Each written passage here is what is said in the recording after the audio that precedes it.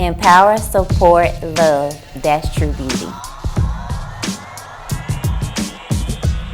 Allowing God to use me to inspire others. She is clothed with strength and dignity.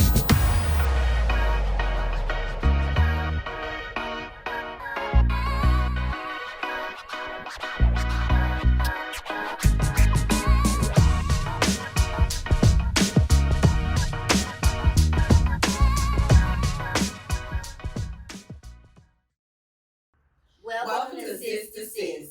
Hey, y'all, did y'all miss us? Because we sure missed you. Look, watch, like, and subscribe to our channel at Sis To Sis 1988, as well as follow us on all our social media platforms at Sis To Sis 1988. But I have heard somebody else say that too. That you have to hide food? Yeah. Mm-hmm. Wow. Because the kids, they don't even be hungry, but if they see you with it, they want it. That is true. Mm-hmm. That is true. Now, I had one lady, she's married, and she was saying, so she had kids, he had kids, and they became a great bunch, basically. She had 4, he had 3. It was a lot of them. And toilet paper. Now, in my mind, I'm saying, okay, you were a single parent with your 4. Toilet paper became an issue. I would hear her arguing. It seemed like every other day he was calling her to say, babe, stop at the store and get some toilet paper. Right? So I asked her, I said, y'all, Miss, whatever her name was, I said, y'all get toilet paper every other day. I said, when you have kids, you have to buy toilet paper like that. Because I'm thinking about when I was a kid, I remember my mama having to buy toilet paper like that, right? Yeah. But she was like, girl, I think they eating the tissue. Then she started telling me about other things now that these extra 3 children are in her home, because he moved in with her. She had the bigger house. And so I'm just like, you know what, when you get married, and you're of an older age, and you got these kids, and you're collecting it together, you do have to be a little bit more considerate. Because I'm saying, why he can't just go to the store and get some toilet paper instead of calling her at work? But it may be what you're, explaining. You just being considerate, and you're gonna pass the store. I'm already at the house. Stop by and get some toilet paper. You kind of have to think. Because I'm saying, why don't you just go get some? But if he's with the kids, you got to pack up the kids, take them to the store. Right. That's exactly what I mean. But I was single. So I didn't understand why he just couldn't go to the store. You see what I'm saying? So you're right. You do have to kind of like all that stuff. You gotta come. 2 people are making big life changes. It's nothing is about you anymore. And I think sometimes people are having problems with getting rid of that part because they're trying to use it as like a safety mechanism. You know what I mean? I do. Okay. So what advice would you give a woman in a bad relationship who's continuing to stay in that bad relationship? Know your worth. Okay. You have to. Okay. I don't care how fine he is, how good he smells, how wonderful he is in a certain room of the house. You can't you can't base that off of that. Because at the end of the day, what if something happens where he can't perform anymore? You got to take care of him. Yes, correct. Are you going to take care of him, or is it going to be like that Tyler Perry movie where she, had him in the wheelchair and rolled him in the tub? Yeah, all boy deserved that though. If we're going to use that.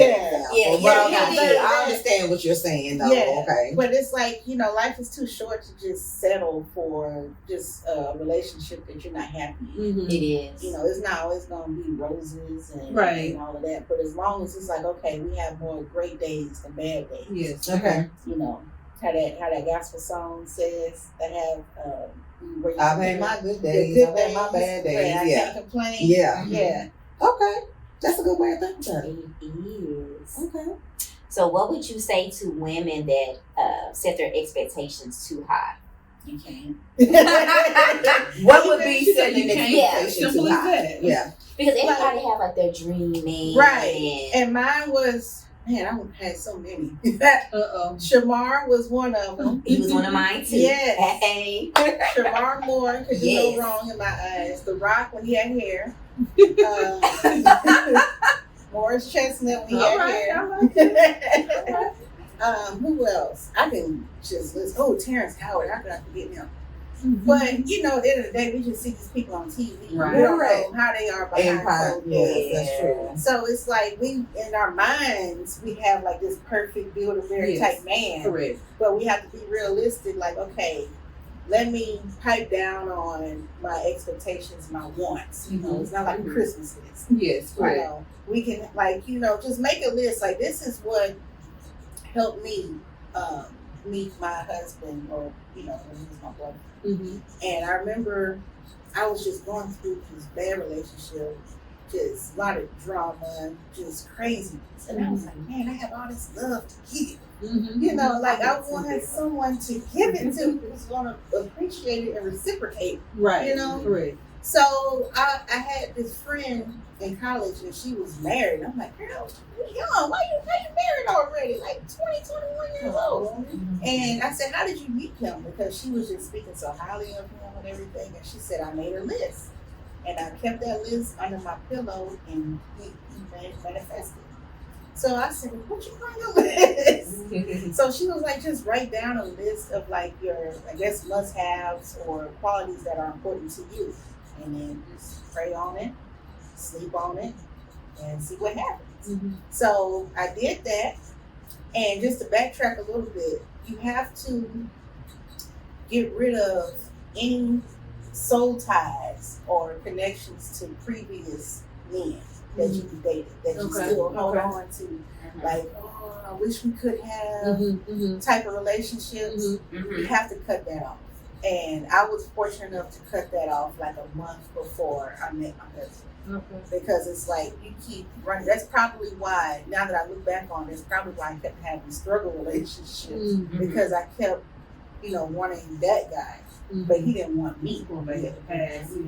So once I realized that, cut him off, made my list, bam, here's, you know, this man right here. And you have to just be realistic. Like, you can't be like, oh, I want him to have a 6-pack. I want him to be 6'5". I want him to have, like, you know, if you want somebody with kids or no kids, you know, I want him to be a millionaire. Like, you can't have all of these, like, just exorbitant. Right. Like, what if he's, you know, 5'10", and what if he only makes $50,000 a year? Like, is that a deal breaker? Like, you have to list, like, you know, things that you can, you know, bend on or deal breakers. Like, you have to know that, you know. I know deal breaker for me was a man with kids. Going to ask that. What are your deal breakers? Yes, okay. Kids, a man with kids, because it's like, I would look at it like, okay, my uncles, they on their second, third marriages, and you know, they had kids, and a woman was nice enough to marry them, and they're having long-lasting marriages. So I'm like, okay, I had that mentality. But the guys that I was entertaining with kids, their kids was like 1 and 2. So it was like fresh. And then they kept going back to the baby mamas. And I'm like, oh, I see how this goes. I don't want a guy with kids, you know. If you're religious or spiritual, have that same quality so y'all can be on the same page. You know, you don't want to be, you know, Muslim and have somebody who's Buddhist. You know, like you want to match. If you're like a conspiracy theorist and he's like the opposite of that, like you want to be on the same page, right? So where you're not constantly butting heads. Correct. So that's important. You know, if you don't want to have any issues with your in-laws, you know, that's a deal breaker. That's a deal breaker. I don't like family. Yeah, that's a deal breaker. It does make, you know, holiday season a little awkward. Yes. Yeah. So just, you know, running through, listen all your deal breakers. And when you meet that guy who's okay, it was like he meets everything on my list or close to it on my must-haves, that's realistic must-haves. Just start communicating and talking about deal breakers. Like, okay, just, you don't say like, okay, these are my deal breakers, like right off the bat. Like, just casually mention it, you know, casually ask him, you know, what are some deal breakers for you? You know, it's important to ask that. I say off the bat, because you don't want to be, you know, dating and thinking everything is fine for like 6 months, and then all of a sudden you find this out and it's a deal breaker. Or vice versa for him, he finds this out about you and it's a deal breaker. You know, like maybe, you know, he leaves toilet seat up and that's a deal breaker for you. You know, stuff like that. So you want to make sure I say on the front end, Yes. make sure that y'all are how you say equally yoked, Yes. and y'all don't have any deal breakers and any qualities that person has yokes with your quality. Mm-hmm. That's all I'm about. I do have a question. I know you spoke about communication actually a couple of times. So how would you say that you guys were able to get on the same page with communication? Just sitting down talking, Mm-hmm. like turn the TV off. We gotta talk. Mm-hmm. Okay. But I've learned that men don't like when women say we gotta talk. They don't. So They it's like, okay, you're in trouble. I think they do. So, just say, hey, when you get a moment, let's talk about whatever topic is. So they'll know, okay, I'm not in trouble. Mm-hmm. This is what we're going to talk about. Okay. But yeah, that's the key right there. Okay. My question would be, like, what do you guys do or have done in the past where it was just the worst argument? And How did they get past how did y'all get past that? Ooh. So I would say this was at one job I used to work at. They used to give all the employees like a free pass for family and friends to Six Flags out here. Okay. So, and the food too. Mm-hmm. They gave you like coupons or whatever that you use. I can't remember if it was like tokens or whatever it was for food. Mm-hmm. So we went to Six Flags like with some little kids and stuff, and rode the rides and everything. And right before we left, I was standing in line at one of the food places. I forget what I was trying to get.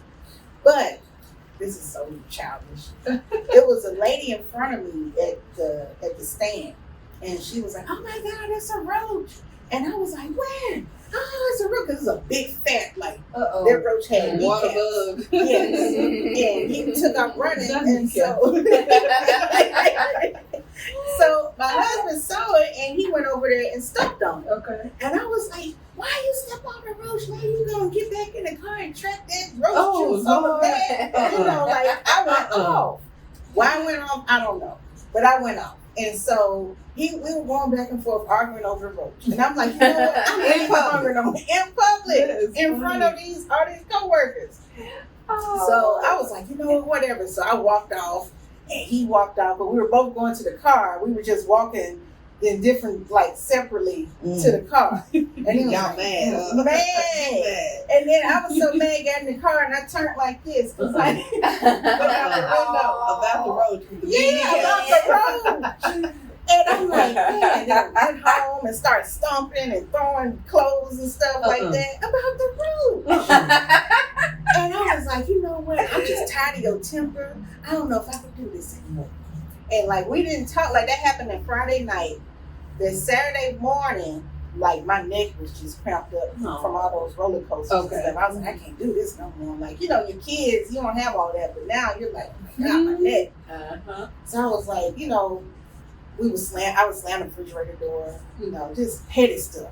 I was still mad about that. I didn't want that roach juice on my floor in my car. He didn't scrub his foot off. He just stomped on it and kept going. Oh Lord. Okay. She's still. Are you sure you over that? Because you over that. You over that, right? Yeah. I'm over it. Okay. That was like 6 years ago. Okay. So it's like the Lord spoke to me because I was like, I'm ready to go. Like, I'm just gonna move back to Memphis. Whatever. Over the freaking roach now. Because it was like the roach plus his temper behind the roach. But then I had a temper. Yeah. So it's like we were just clashing. But heads, yeah. And so the Lord spoke to me, and he was like, "Go sleep with your husband." And I was like, I don't want to touch him because he's stuck on that roach. Yeah, I got you. That roach juice on his shoe. And I just looked at the shoe and he took I was gonna get on you. Yeah, you ain't took a whole She to bad. spray it down or nothing. She bad. Oh my God. She So I was bad. like, you know what, God, I'm going to trust you. So I went on and we did what we did, and then I got pregnant. Oh. And so I was like, you know what? I had to get mad about the roach to have my son. it was like a blessing came from that. Mhm. And now we just look back at it and laugh.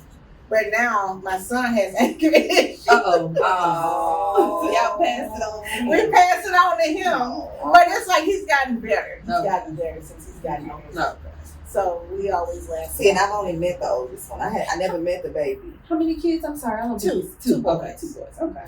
All right. It's a blessing. It is. It's a blessing. All right.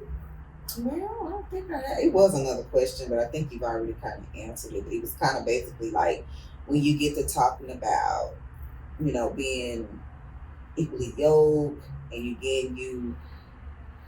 Not only do I feel like you needs to be equally yoked with the man, but like the family. Like you get a lot about a person on their values from the drama or whatever goes on within their family. Like for you, do y'all family kind of act the same? Was that a big plus? Like when you met his mom, like it was no drama there. You kind of say he has a great family. They believe in God and things like that. They believe in marriage. Everybody ain't running around with side chicks and side men. You know what I'm saying? Did you look at those things? Did that matter to you? It did. And I'll tell you this.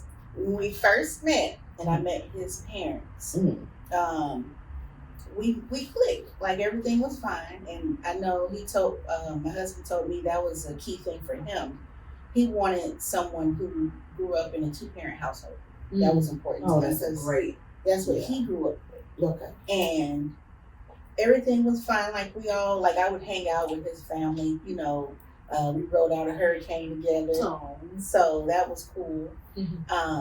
Until we moved to Texas. Uh-oh. Then it was like a whole 180. And I became like the villain because I took their son away. Put them to Texas, brought them to Texas. But y'all were able to work through it.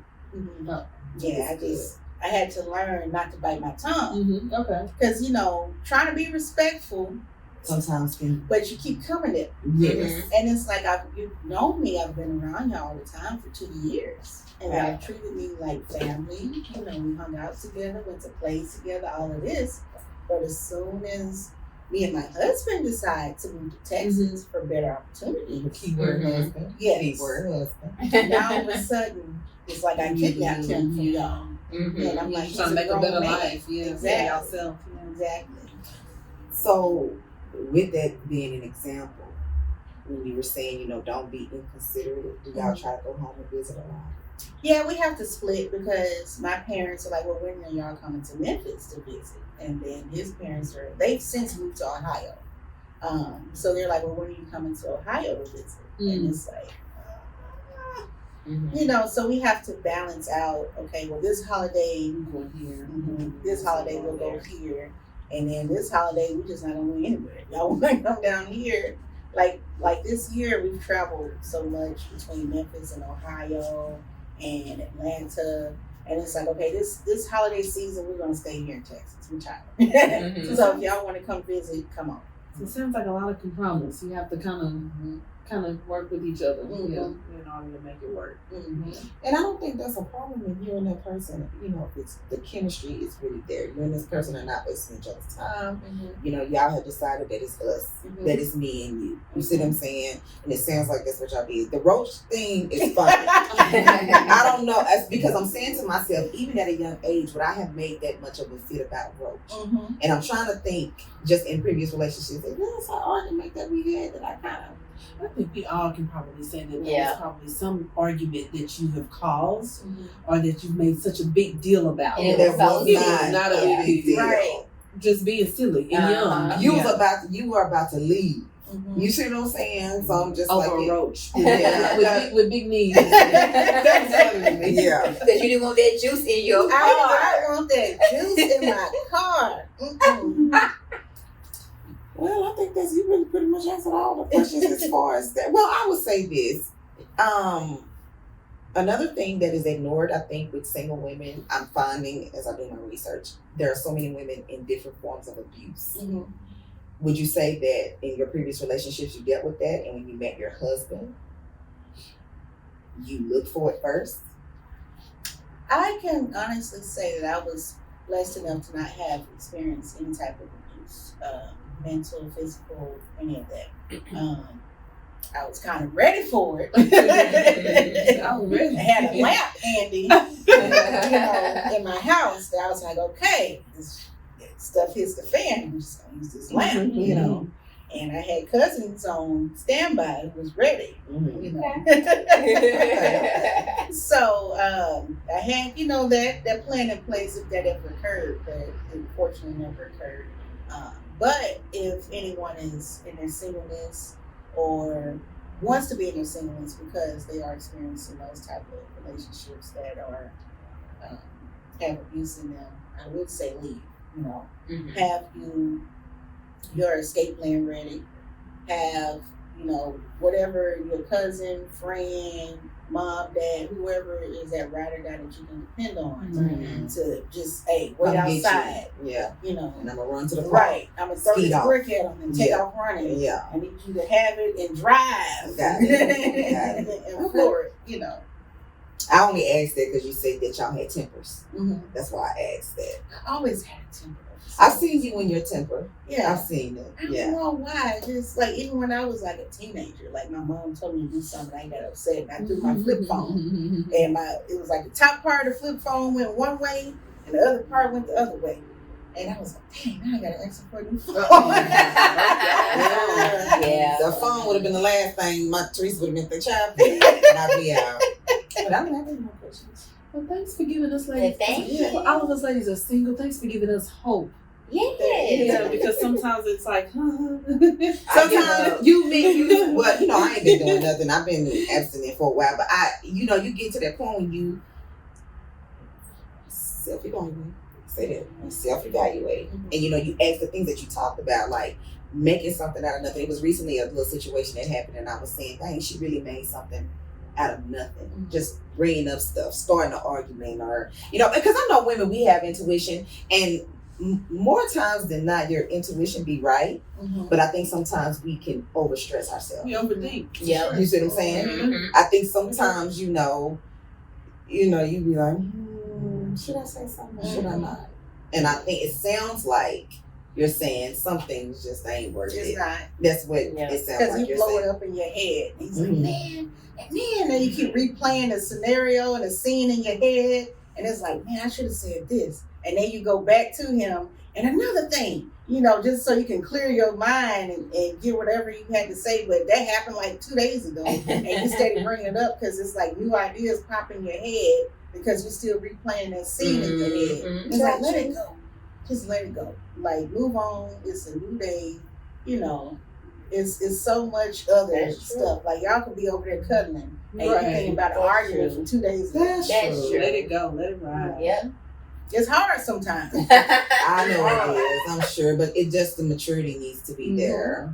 Okay. But you leave us with hope. That's what I would say. So, All right. Well, Until next time. there is strength in sisterhood. and your support in sisterhood. Bye.